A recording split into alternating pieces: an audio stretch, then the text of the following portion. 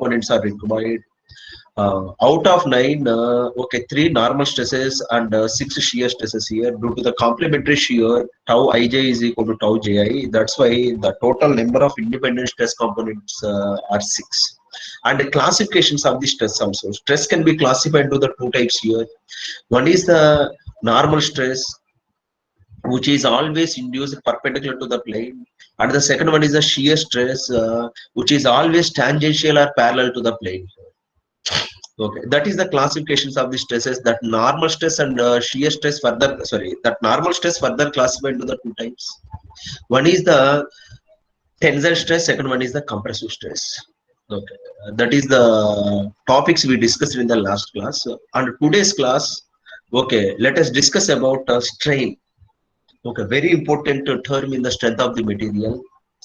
The definition of the strain is generally most of the students answer for the strain the change in dimension to the original dimensions. Most of the students, or some students, just the change in length to the original length is called as a strain.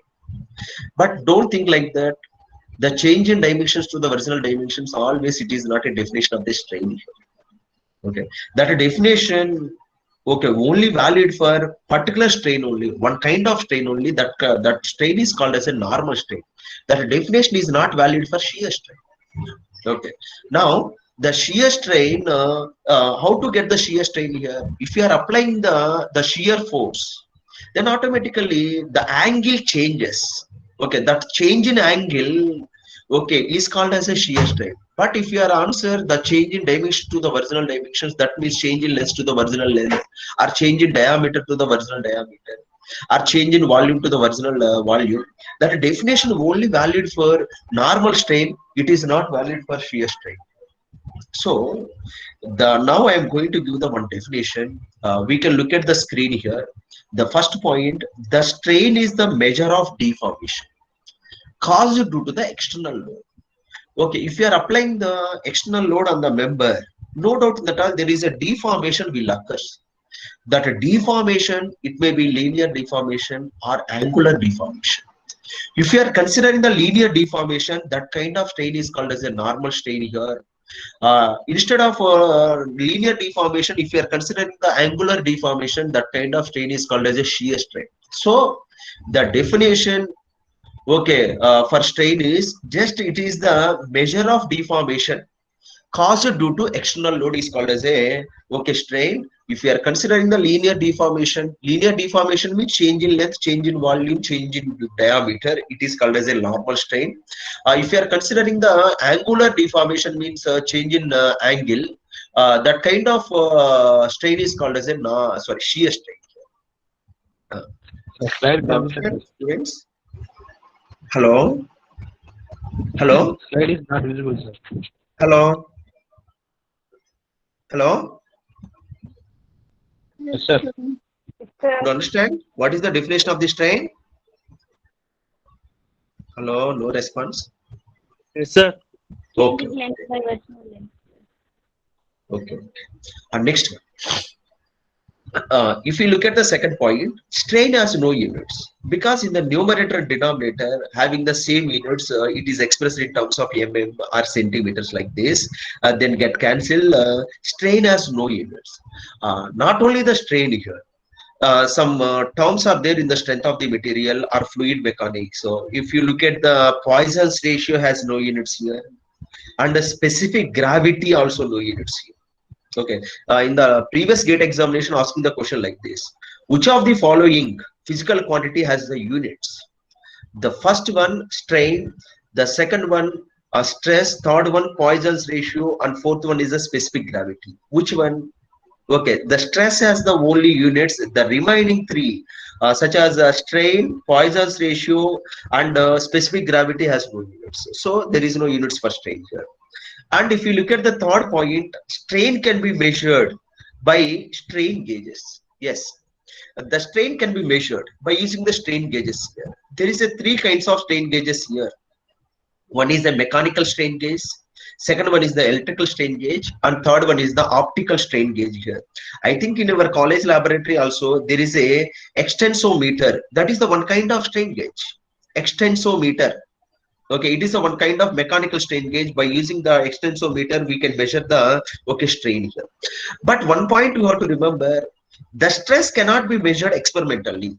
The stress is always calculated by using the stress expressions. Different expressions are there. Last class also we discussed about there is a different expressions are there to calculate the stress here. That is depends upon the member. Sigma is equal to P by A, F is equal to M by Z, like this.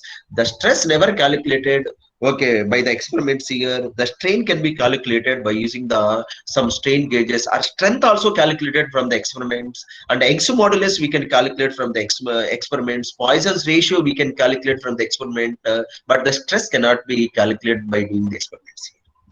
And if you look at the fourth point, strain is also a tensor quantity.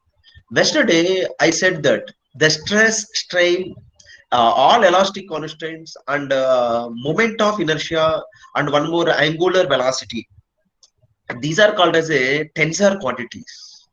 Okay, that's why the strain is also a tensor quantity here.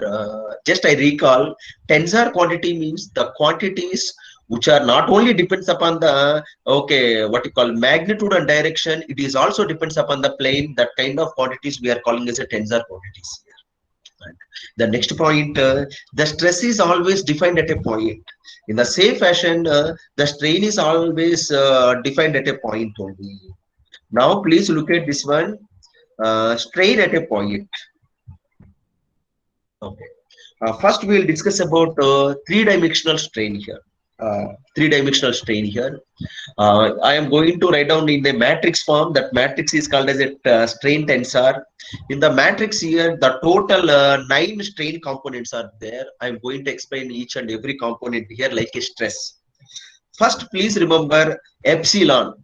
Epsilon is used to represent the normal strain, and gamma is used to represent the shear strain. That point you have to remember. That means out of 9, 3 normal strains are there, and 6 shear strains are there. Okay. Epsilon xx, epsilon yy, and epsilon zz. That means in the diagonal. Okay, there is a 3 strains are there. Those are called as a normal here. Remaining 6 are called as a shear strains. And what is meant by the epsilon xx here? Okay, now we can look at here. This is the epsilon xx here. Epsilon xx means the strain on x plane in x direction. X plane in x direction. Normal strain in x plane in x direction. Already I said that the first subscript x that represents the plane here. The second subscript represents the direction. Okay. Now the next we can look at this gamma xy. Gamma xy means the strain on x plane in y direction. Okay, the strain on x plane in y direction, but it is not a normal strain, it is a shear strain here. And the next one, gamma xz. That means, the shear strain on x plane in z direction. This is y plane in x direction. This is y plane in y direction. Like this, the first subscript represents the plane here. The second subscript represents the direction. Okay. The next one, we can look at this one here. Epsilon xx means normal strain on x plane in x direction. I'm considering the 2 terms in that. And gamma yz means shear strain on y plane in z direction.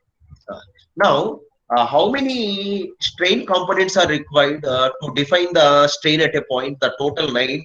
Out of 9, 3 normal strains and 6 shear strains. That is the number of strain components required is equal to 9.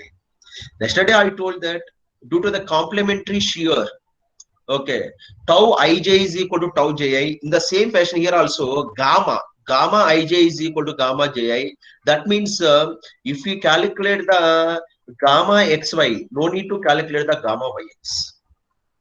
Okay, if we calculate the gamma xz, no need to calculate the gamma zx here. That's why, okay, how many independent strain components are required is 6. Out of 6, 3 normal strains and 3 shear strains. Okay, this is about strain at a point. Okay. Next one, this is the due to the complementary shear, gamma ij is equal to gamma ji. That means gamma xy is equal to gamma yx here, gamma yz is equal to gamma zy, and gamma zx is equal to gamma xz. Yes. The next one, a two-dimensional state of strain here. That is the three-dimensional. And the two-dimensional, okay, no need to consider in the z direction here. Only we are considering the x and y or any two directions, x and y or y and z or x and z here. I am ignoring the z direction here.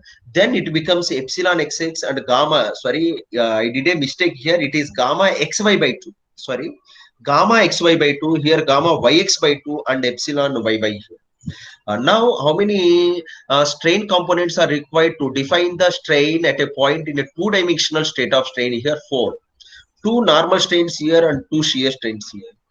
But independent strains are 3 here, 2 normal and 1 shear here, because gamma xy is equal to gamma yx here. Could you understand the strain at a point, this topic? Hello? Hello? No, sir. Okay? Yes, sir. Okay, here actually I did a mistake here. Gamma xy by 2, here gamma yx by 2. That is two-dimensional state of strain. Listen carefully. This is not available in our local standard textbooks or Indian standard textbooks. It is available in only foreign authors only. Sir, explain once. Once again. Yes, sir. Two-dimensional Strain at a point. Strain at a point. Yes, sir. Hello. Oh, okay. Now, yesterday I said that the stress is not related to the plane. The stress is always related to the point. To define the stress or strain, okay, always we can define at a point only. Let us consider the one point. We can calculate the stress or strain at a point only. Okay, that point, is it available in three-dimensional state of strain or two-dimensional state of strain? In the three-dimensional state of strain, yesterday I draw the one diagram also. Okay, how to considering okay, epsilon xx, sorry, sigma xx and tau xy. In the same fashion here also like this only. This is the gamma, sorry, epsilon xx. Epsilon xx means, okay, normal strain on x plane in x direction. That is the meaning of that one. Okay, and gamma xy means okay, strain on x plane in y direction. Like that, x plane in z direction. Okay, these three are and explain in different directions. Remaining 3, we can look at the second row. These 3 are y plane in different directions. These 3 are z plane in different directions. That means each plane there is a 3 strains are there. The total 3 planes are there, x, y, z here. Then the total strain components are 9. Okay, strain components are 9 here. Okay. 9 strain components, but actually gamma xy is equal to gamma yx, because due to the complementary shear, gamma ij is equal to gamma ji. That means gamma xy is equal to gamma yx, or gamma yz is equal to gamma zy, and gamma zx is equal to gamma xz here. Then how many independent shear strains are required is 3 only. Okay, and normal strains is 3, then 3 plus 3 is 6 here. Then the number of independent, you can look at this sentence, the number of independent strain components required is equal to 6 only. Okay, this is also one of the previous okay, gate question. Okay, be careful here. The number of strain components required is 9, but sometimes in the sentence clearly mentioned the number of independent strain components, then the answer is not 9, it is a 6. Okay, this is for three-dimensional state. This is for two-dimensional state here. That means we can neglect the z plane in z direction strains here. Then the 9 becomes it will be 4. One is epsilon xx, another one is gamma xy by 2. Sorry, I did a mistake. Gamma xy by 2 here, gamma yx by 2 and epsilon yy. Then the number of strain components required is equal to 4 here, and independent is strain components is 3 here. This is about strain at a point. And next one, classifications of strains here. Yes, like a stress, the strains also classified into the 2 types. One is the normal strain, which is represented by epsilon. Second one is a shear strain, which is represented by the gamma. The normal strain further classified into the 3 types here. Normal strain. Yes, already I told that the normal strain means it is the ratio of the change in dimension to the original dimension. Just we can look at this definition. Okay, The change in dimensions to the original dimensions, that a definition only valued for normal strains, it is not valued for shear strains. That's why when you go to interviews, don't answer like this. What is the definition of this strain? Most of the students answer like this. Okay, change in dimension to the original dimension. That is not a exact definition of the strain. Okay, strain is the measure of deformation caused due to the external loading here. That deformation, it will be linear, then it is called as a normal strain. It is angular, then it is called as a shear strain. Okay, so the normal strain definition is change in dimensions to the original dimensions. This normal strain further classified into the three types here. One is the longitudinal strain, second one is the lateral strain, third one is the volumetric strain here. Yes, here also most of the students did a mistake here. Simply we can answer what is meant by the longitudinal strain here. Just we can answer the change in length by original length is called as a longitudinal strain. And the lateral strain means the change in diameter to the original diameter is called as a lateral strain here. But one thing you remember, those two definitions are wrong definitions. No doubt in that all. The ratio of the change in dimensions or change in length to the original length for longitudinal strain, change in diameter to the original diameter for lateral strain, that is absolutely wrong here. Don't think like that. The strain is always defined at a one cylindrical member. It is defined for any shape. Let us consider the one rectangular block also, we can define the strain here. We can considering the irregular shape, any irregular shape like a sphere or any irregular shape. Okay, we can define the strain here. Suppose for example, we can answer the change in diameter to the original diameter is the definition of the lateral strain. But what about the rectangular block here? There is a one rectangular block is there. In that rectangular block, is there any diameter? No, there is no diameter. Okay, always the dimensions may be length here and width here and thickness. Okay, if you answer like this, the change in diameter to the original diameter, okay, that statement is not valid for rectangular block. It is not valid for any irregular shape like this. So those are not definitions for longitudinal and lateral strains here. Now I am going to give the definition for longitudinal strain and lateral strain. Yes. Yes, very, very important one, this one. Very useful also definitions in the gate point of view. The normal strain in the direction of applied load is called as a longitudinal or a linear strain. One more name for longitudinal is linear strain also. Yes, be careful. This is the very important. Okay, the normal strain in the direction of applied load. Okay, the normal strain. Okay, in the direction of applied load here. Just we can look at this one. Okay, in the direction of applied load here. This one, applied load. Okay, this is the very, very important. The direction of applied load. So that means the definition of the linear or lateral strain, it is depends upon the direction of load only. It is depends upon the direction of load. Now, lateral strain, the strain in the perpendicular to the direction of applied load is called as a lateral. Perpendicular to the applied load. Linear means along the direction of applied load. This is perpendicular to the applied load here. Suppose we can look at this diagram here. This diagram. In this diagram, here there is a P. In this diagram, okay. Now let us considering one member. Let us consider the one cylindrical member. Let us assume that one cylindrical member. It has the dimensions here. One is the length L and the diameter is D here. We are applying the load, okay, along the length direction. We are applying the load along the length direction here. We are not applying the load along the diameter direction. Only we can apply the load along the length direction only. Then we can observe here, if you are applying the load along the length direction, the changes will occur in the length direction and diameter directions. Now, from this diagram, we can answer. We can observe here, actually, what is the normal strain definition? Change in dimension to the original dimensions. Along the applied load, okay, what is the change in dimensions? Change in length is the change in dimensions. Okay, what is the original dimensions? L is length is the original dimensions. From this figure, we can apply the load along the length direction, then change in length to the original length is a linear strain, and perpendicular to the direction of load, the change in diameter to the original diameter is called as a lateral strain here. Suppose for example, Okay, we are not applying the load along the length direction. We can apply the load along the thickness direction, sorry, along the diameter direction, along the diameter direction. Let us assume that. In such a case, okay, the change in diameter to the vertical dimension, be careful. This is the very important point. Listen carefully. The change in diameter to the vertical diameter is called as a linear strain. The change in length to the vertical length is called as a lateral strain here.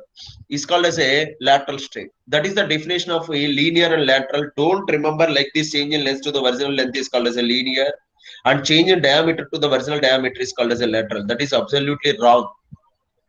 Okay. And now that is depends upon the direction of the applied load. Applied load can decide which is the linear and which is the lateral here. Okay, I am considering the cylindrical member only. Suppose it is a rectangular member. Okay, there is a length is there and width is there and thickness is there. If you are applying the load along the thickness direction, then the change in thickness divided by original thickness is a linear and change in length by original length is a lateral and change in width by divided by original width is a lateral. Okay, if you are applying the load along the width direction, the change in width divided by original width is a linear and the change in length divided by original length is a lateral and change in thickness divided by original thickness is also a lateral. Yes. And the next one, third one, volumetric strain, or one more name is dilatation. Okay, one more name. The change in volume to the original volume is called as a volumetric strain here. Okay, just some amount of dimensional change in length or dimensional for rectangular block, some amount of dimensional change in so what you call width here or thickness like this here. Okay, you can take this all the volume change occurs here because of different directions. There is a change in dimensions here. That is called as a change in volume divided by original volume. I will discuss later how to find out the change in volume of a rectangular block or cylinder. We'll discuss later. Okay, just definition change in volume to the vertical volume. And next one, shear strain here. Shear strain is measured by change in angles. Actually, you can look at this figure. I am considering the one rectangular block. Remember, like this here, A, B, C, D. Okay. This is the shape of the rectangular block before applying the shear force. If you are applying the shear force on the top surface of the rectangular block like this here, this is the F. Okay, this arrowhead gives the direction of the shear force here, F here. Then what we observed here, the B point moves to B dash here and C point moves to C dash here like this. B moves to B dash and C moves to C dash here. Then what we observed here, there is some angle changes. Okay, some angle changes which is represented by the gamma. That gamma is called as a shear strain here. Then how to find out that gamma? Let us assume that A, B, B dash is a right angle triangle. It is a right angle triangle. From this right angle triangle, can I write like this here? Tan gamma is equal to opposite side. Opposite side is B, B dash divided by adjacent side is AB. Gamma is very small angle, then tan gamma is equal to gamma. Then gamma is equal to B, B dash divided by AB. Okay. AB here. Now where gamma is equal to shear strain, that is expressed in terms of angles only, and it is represented radians. Okay, we know that the angles it may be represented by theta or radians here. Okay, radians. It is expressed in terms of radians. Okay, yes, this is about strains here. Could you understand types of strains, students? Hello. Sir, shear strain ఒకసారి చెప్పరా? Yes, sir. Okay, thank you. Okay, sir. Could you understand lateral strain and linear strain first? Yes, sir. Okay, once again, I recall the normal strain in the direction of applied load is called as a linear strain. The normal strain perpendicular to the direction of applied load is called as a lateral. So, from these, is it a linear or lateral? That is depends upon direction of load only. Okay, there is no constant definition for linear and lateral. That is depends upon the direction of load. Okay, first of all, okay, is it clear? Linear and lateral? Okay, sir. Okay, thank you. Volumetric. Now, sorry, you are asking shear strain. Yes, this is a different strain. it is not measured in terms of dimensions. Okay, already I told that normal strain only we can measure in terms of dimensions. That's why the definition of the normal strain is change in dimensions to the original dimensions. Okay, but whereas in the shear strain, already I told that in the definition. Okay, the measure of angular deformation caused due to the external load is called as a shear strain. The measure of linear deformation caused due to the external load is called as a normal strain. That's why the shear strain is always measured in terms of angles only. That's why you can look at the definition. Shear strain is the measure by change in angle. That's why we can consider the one rectangular block like this here. Rectangular block. I am applying the some amount of shear force on the top surface. Is it a tangential force or it is also called as a shear force? Before applying the shear force, the shape of the rectangular block is like this. ABCD is the shape of the rectangular block. After applying the shear force here, then B moves to the B dash and C moves to the C dash. That means there is some angle changes. Okay, angle changes here. That angle change is called as a shear strain gamma. Okay, how to find out that gamma? We can find out like this here. B dash is a right angle triangle. B dash is a right angle triangle. In this right angle triangle, okay, B dash is the opposite side and AB is the adjacent side. Tan gamma is equal to B dash divided by AB. But gamma is very small change occurs here. That's why we know that sine alpha, sine theta is equal to theta if theta is very small, and tan theta is equal to theta if it is theta is very small. In the same fashion here also, tan gamma is equal to gamma. Then tan gamma is equal to gamma means gamma is equal to B dash divided by AB. Just we can measure how much distance is there B dash, and we can measure this distance also. Okay, and we can substitute these two values here. We will get the shear strain. Okay, this is about stress and strain. Very important terms in the strength of the material. Okay. Stress and strain. Next one, we can look at the some problems on stress strain only. Stress and strain only. I am considering the three problems only. These three are the gate previous questions. Don't think like that. Gate questions are not a lengthy questions here. Okay, it is a short questions, but there is a some concept oriented questions. We should strong concept. We should strong in the concept. So then only we can answer. Otherwise we can't answer. We can practice the number of problems. That's why you can read the some standard textbooks. Already I told that there is a number of textbooks are there for strength of the material here. Everybody we can purchase one textbook. That textbook name is Mechanics of Materials by Timoshenko and Gehr. Mechanics of Materials by Timoshenko and Gehr. Okay, and we can purchase the second edition only. I think now it is available up to 7th editions only, but we can purchase the second edition only, and yellow pad. Okay, cover page is in yellow color. Cover page in yellow color. We can purchase. It is a very beautiful book for strength of the material. If you want to purchase the Indian authors, we can purchase the Mechanics of Materials by B.C. Punmiya, Ashok Kumar Jain and Arun Kumar Jain. Okay, this is the very beautiful textbooks for strength of the material. Okay, please always we can focus on concepts only. Concepts are very important. Now we can look at, I think this is the gate previous question, 2013 question. This is the gate previous question. Where is a small logic here? Now I am going to read the first question. A rod of length L having the uniform cross-sectional area A is subjected to the tensile force P as shown in the figure. Now we can look at here. I am considering the one rod. Okay, the length is L here and cross-sectional area is A and it is subjected to the tensile force is P.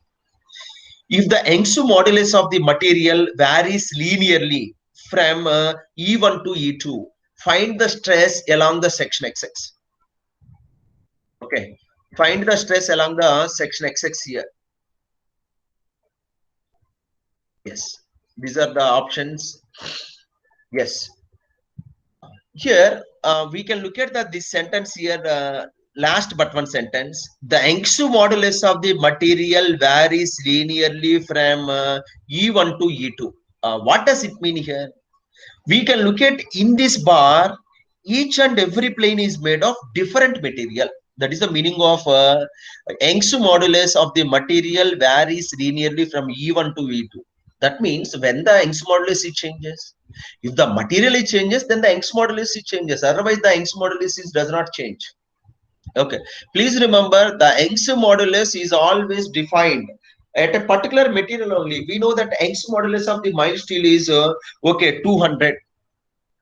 Okay, or 2 into 10 to the power of 6 10 to the power of 5, 2 into 10 to the power of 5 MPa, like this. That is the Young's modulus of the mild steel. Like that, the Young's modulus, not only the Young's modulus, all elastic constant such as Young's modulus or shear modulus or bulk modulus here or Poisson's ratio or strength, these all quantities are depends upon the material only. It is independent on the size and shape. Yes, size and shape here. But in the question, the Young's modulus of the material varies linearly from E1 to E2 means that means each and every plane in this bar is made of different material, then only Young's modulus is changes.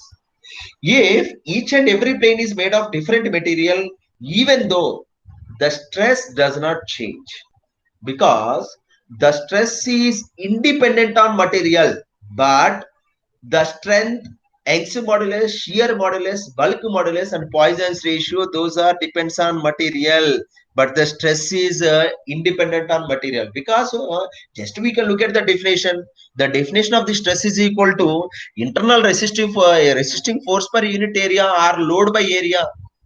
Okay, suppose for example, we can consider in that body is made of copper or mild steel or brass or any concrete like this, no problem.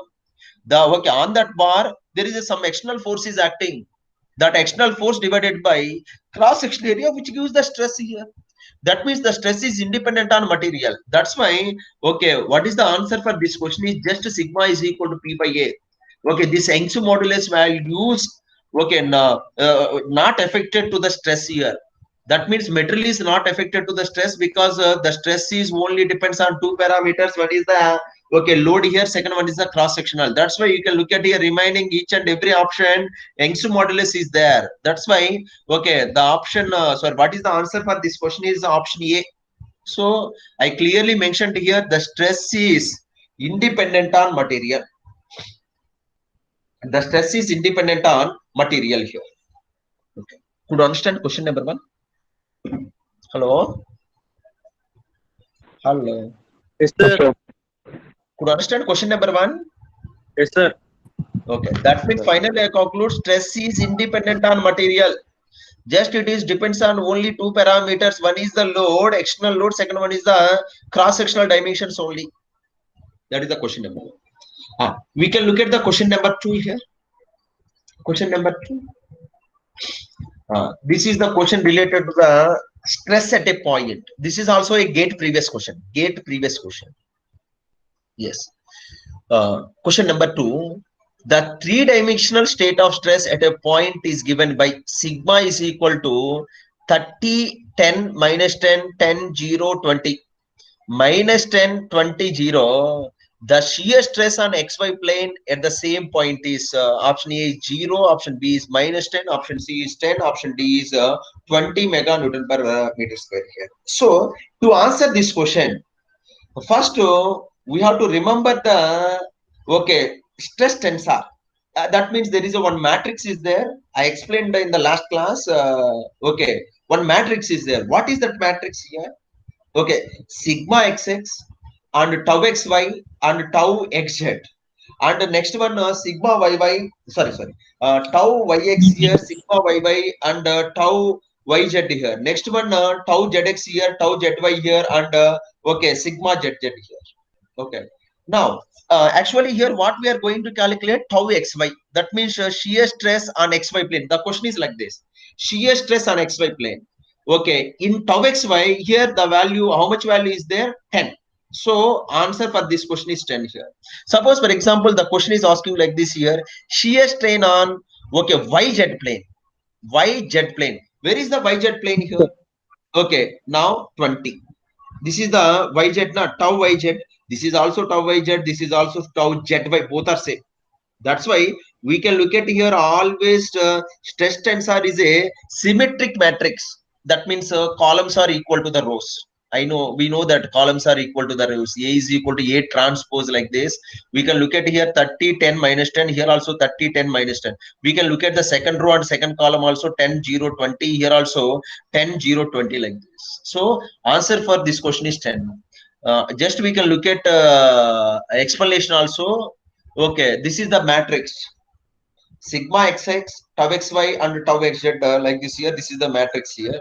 So answer for this question is 10. This is also gate one of the gate previous question. And now we can look at the third question also. This is also a gate question, one of the previous gate question. This one. Yes, assuming E means Young's modulus that is equal to 180 GPa. GPa means gigapascals, 180 into 10 to the power of 9 pascals here. And G means shear modulus, that is 100 GPa for a material. And the strain tensor. Strain tensor is given three-dimensional state of strain. The values are 0.002, 0.004, 0.006, 0.004. Here also strain is a symmetric matrix here. 0.0030, 0.00600, like this. These values are given, and find out the shear strain on shear strain gamma xz. Zero. Gamma xz. Now here actually we know that this is gamma xz. But one thing you remember, okay, most of the students did a mistake here. Okay, the answer for this question is okay, gamma xz. Instead of gamma xz, 0.006 is there. So answer is 0.006. But one thing you remember, it is not a gamma xz here. Instead of 0.006, gamma xz by 2, not a gamma xz. Okay.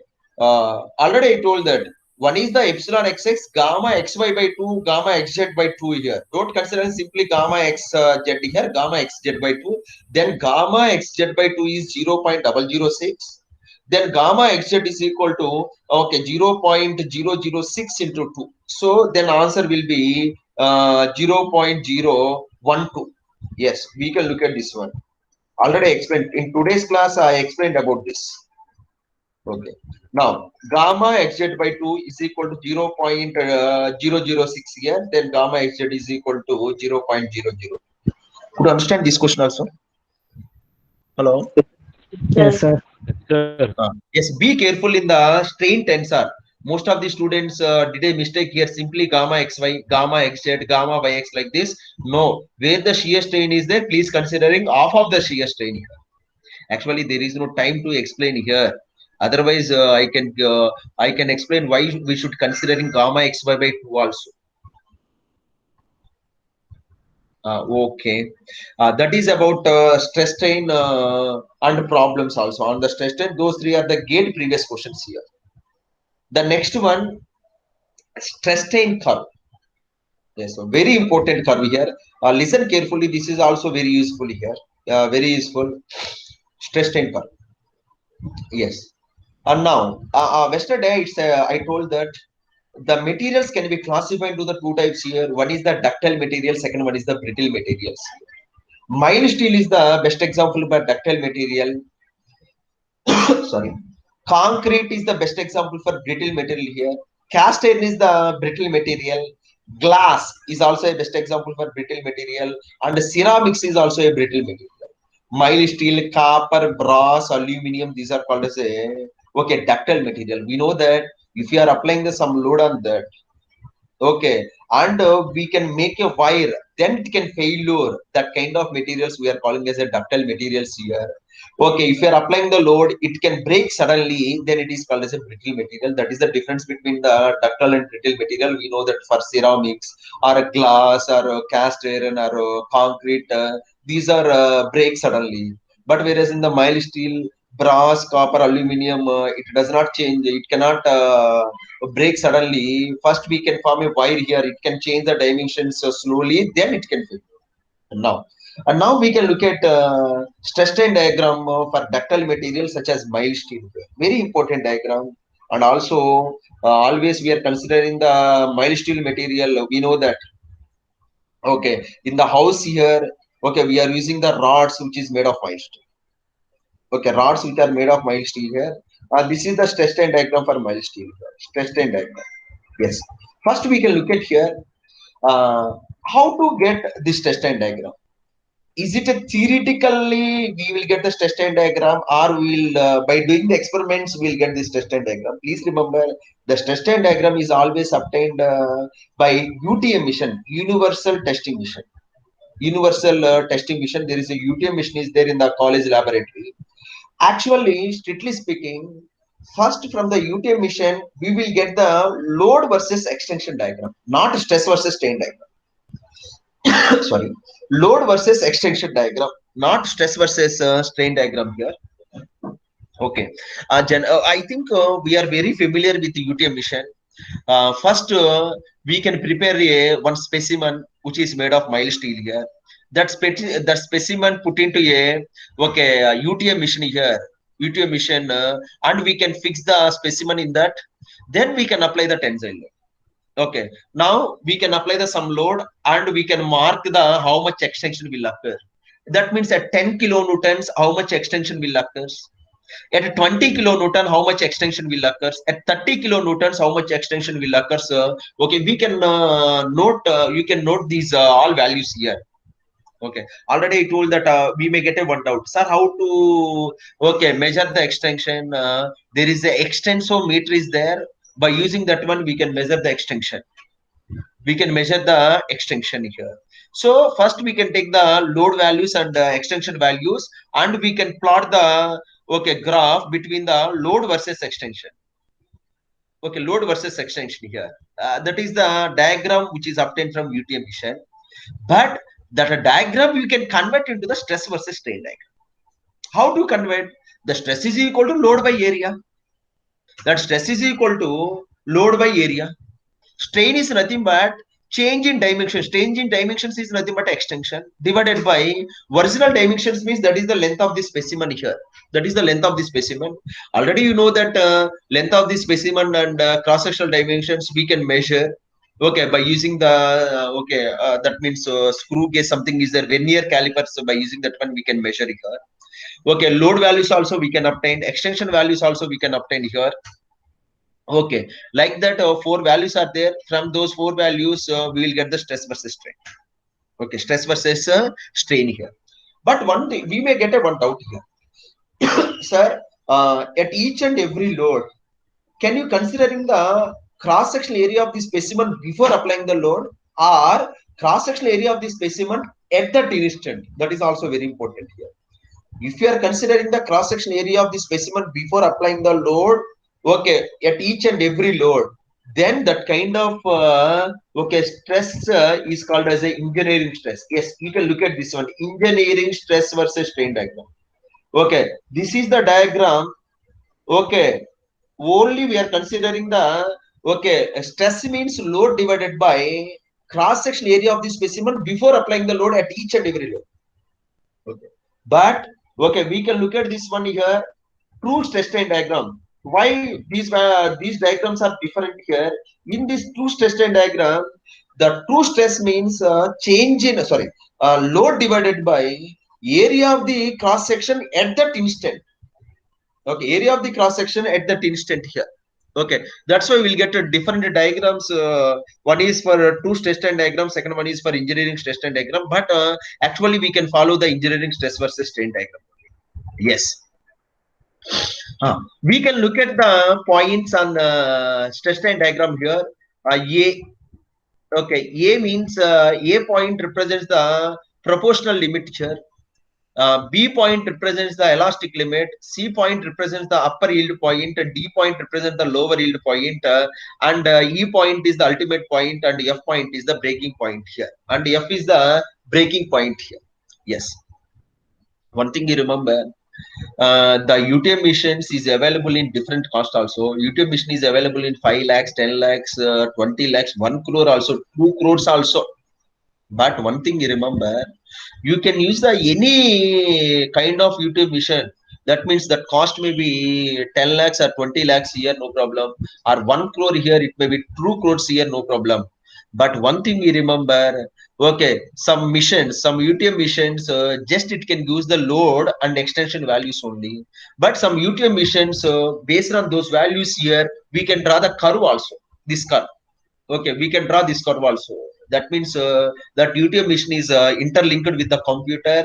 Okay, just we can give the values in the computer by using the MATLAB. We can draw the curve also. But any kind of UTM mission, okay, we can purchase in a true course, but the UTM mission cannot identify which is the elastic limit, which is the proportionality limit, which is the upper yield point, lower yield point, and ultimate point and breaking point. Now we have to identify. Now the question is how to identify the okay different points on a stress strain diagram. Yes, first we can look at here, after draw the this test and curve, how to identify this one? First one, where did you considering the proportionality limit is from origin. Okay, this is called as the origin here. From origin to the point. Okay, this test and curve is a linear. That is nothing but inclined straight line. Up to some point, this test and curve is a inclined straight line here. That point is called as a proportionality limit here. Yes, that point is called as a proportionality limit. Okay, that point is called as a proportionality limit. Yes, up to proportionality limit, the stress is directly proportional to the strain here. The stress is directly proportional to the strain up to proportionality limit only. Okay, and also, okay, up to proportionality limit, okay, you can measure the slope of this inclined curve. Sorry, slope of this inclined curve, we can measure that slope. Slope means just we can draw the one straight line here. Okay, this angle gives the slope here. How to find out that angle? Tan theta is equal to opposite side. Opposite side means stress here. Opposite side means stress here. Okay, here opposite side means this is the stress here. Okay, this is the stress here. Opposite side means, and the next one is the adjacent side means the strain here. So the slope means the stress divided by strain. The stress divided by strain generally we are calling as the Young's modulus. That's why this is a very beautiful sentence. Up to proportionality limit. Okay, the slope of the stress strain diagram represents the Young's modulus or modulus of velocity, which is represented by E. Okay, which is represented like that. We can find out the Young's modulus. Already I told that the Young's modulus we can find by doing the experiments only. Okay, we may get a one doubt, sir, how to find out the Young's modulus? Okay, we can find out the Young's modulus like this only. Okay, next one, elastic limit. Elastic limit, we know that elastic region or elastic limit here, elastic limit. Now, up to elastic limit, if you are applying the load on the member, up to elastic limit, the we no doubt in that all, the shape will may change. The shape of the member will may change here. Not a shape here, sorry. The dimensions of the member will changes here. But if you remove the load on the member, if you remove the load on the member, okay, it will get the original dimensions. It will get the original dimensions here. Okay, that limit is called as a elastic limit here. Here also I did some mistake here. We can draw the dotted line up to elastic region means from B point only we can start here. This is the elastic region. Okay. So up to elastic point or elastic region or elastic point, okay, the shape or dimensions of the member both are same here. The shape or dimensions of the member we can regain. Okay, then that point is called as a elastic point. And next one, C point is called as a upper yield point. Just I represented here. C is the upper yield point, D is the lower yield point, and E is the ultimate point, and D is the breaking point. Breaking point here. C. Do you know how to identify? But yeah, sorry. Here I want to explain. I would like to explain the one point here, sir. I could understand how to identify the proportionality limit, but I could understand how to identify the elastic limit. One thing you have to remember: the elastic limit and proportionality limit are very near to each other. Very, very, very near to closure. Closure means very nearer to closure.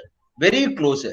That's why just above the proportionality limit, we can mark a one point that is called as a elastic point.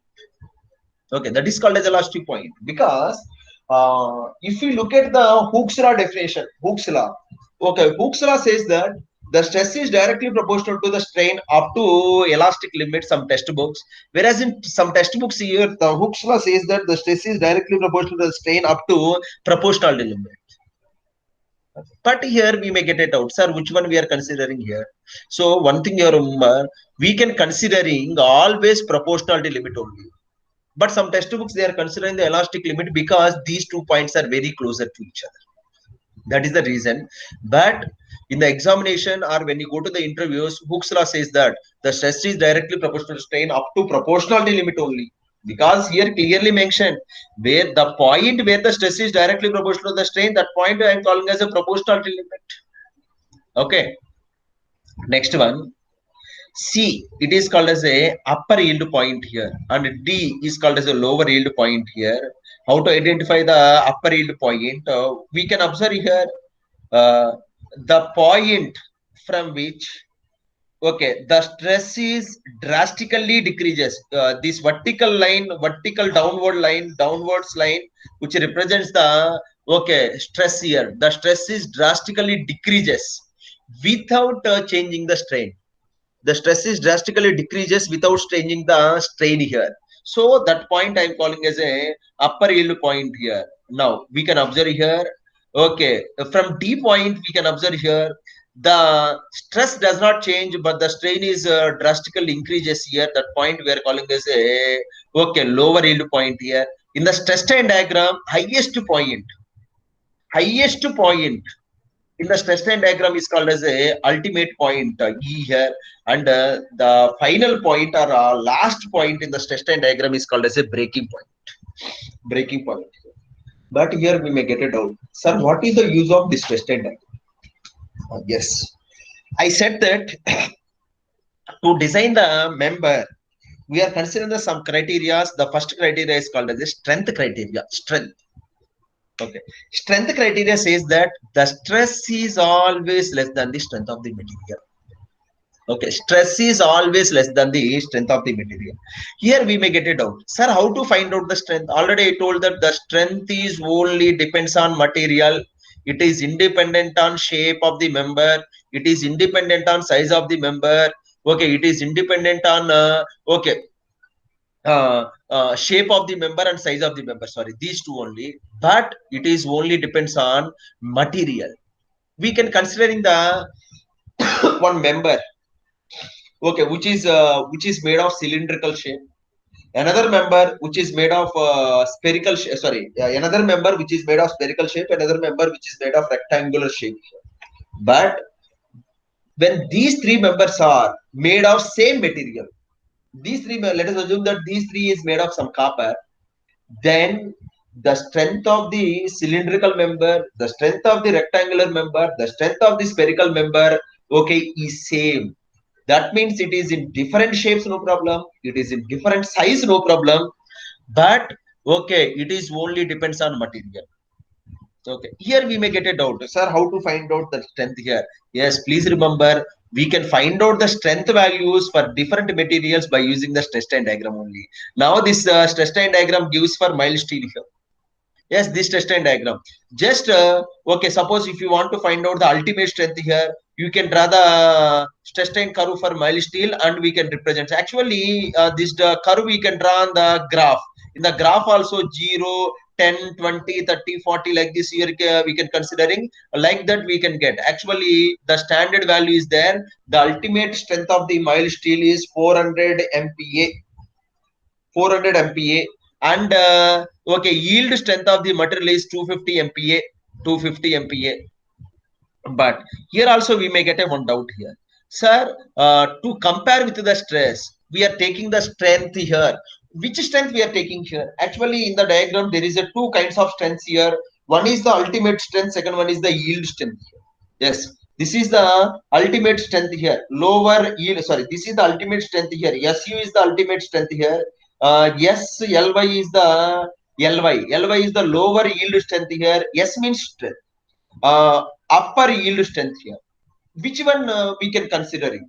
Okay, to compare the stress here, please remember majority of the cases, around 99 percentage, Okay, the stress is always compared with the yield strength here. Very few percentage, that means 1% out of 100%, 1%. Okay, we can compare with the ultimate strength here. Now I am going to discuss about okay, when we are compared with the ultimate strength here.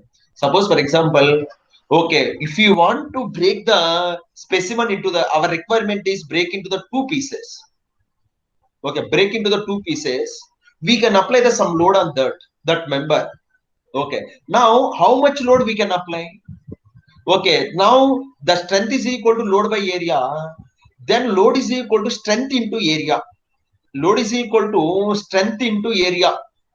Then okay, that strength, now which strength we are considering here? Yield strength or ultimate strength? Our requirement, it can break into the two pieces na?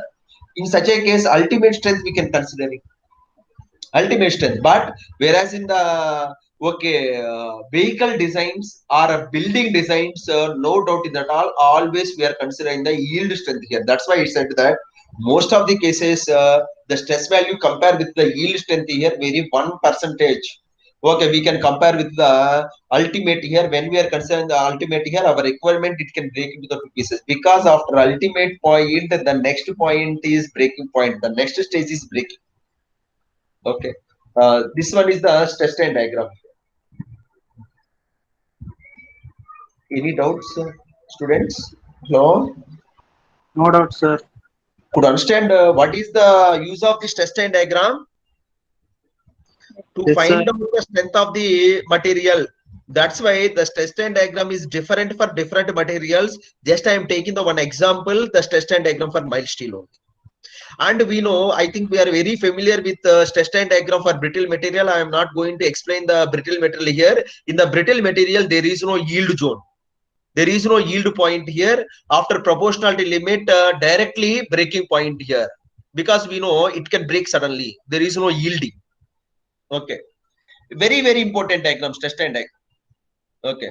From this stress strain diagram, we can find out the ultimate strength and yield strength here for different materials. But this is the only stress strain diagram for okay, mild steel only. Copper, it is different. Brass, it is different. Aluminum, it is different here. Okay. What is the time? Okay. Next one. This is the last one. Okay. Hooke's law. Already I explained about Hooke's law. It states that the stress is directly proportional to the strain up to proportionality limit only. Not up to elastic limit, but in the options here, proportionality limit is there, then we can prefer the elastic limit, no problem, because the proportional limit and elastic limits are very, very closer to each other. We can't identify with naked eye which is the proportionality, which is the elastic limit here. Okay, that is the Hooke's law. Just 1 second, just a revision, just 5 minutes.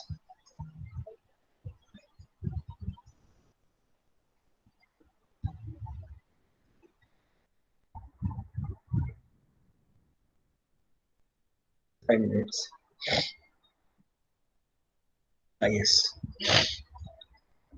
Yes. Today, what we discussed here, the definition of the strain and strain at a point, and classifications of the strain here, and we can solve the some problems. We can solve the some problems here. We already solved some problems and stress strain curve. Okay. Now, just I can recall here, when you go to the interviews or you can write on the any competitive exam, don't define the strain is nothing but simply change in length by vertical length or change in dimensions divided to the vertical dimensions. Okay. Please remember, strain is the measure of deformation caused due to the external load.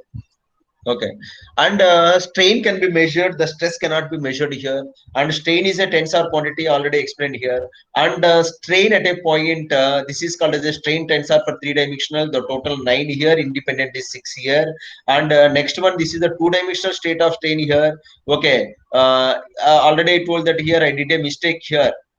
Okay, here I did a mistake. It can mark with a yellow color. This one. I did a mistake. This one also. Actually, here gamma x by 2 and gamma yx by